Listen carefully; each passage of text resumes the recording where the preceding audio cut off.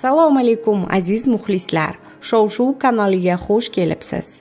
Dilnoza Kubayeva darakchi.oz nashriga bergan intervyusida o'zi niyat qilganidek insonni hali uchratmaganini aytdi. Intervyu chog'ida jurnalist shaxsiy hayotga jiddiy e'tibor berish fursati kelmadimikan deya savol berdi.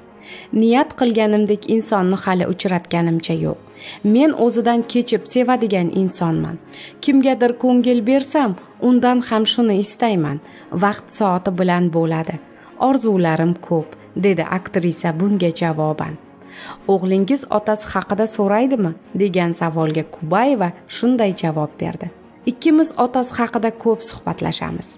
Ishonasizmi? Har safar dadang bunday derdi. Mana bu ishni yaxshi ko'rardi desam, go'yo o'g'limning qanotlari yozilib, uchishga shaylanayotgandek tuyuladi menga.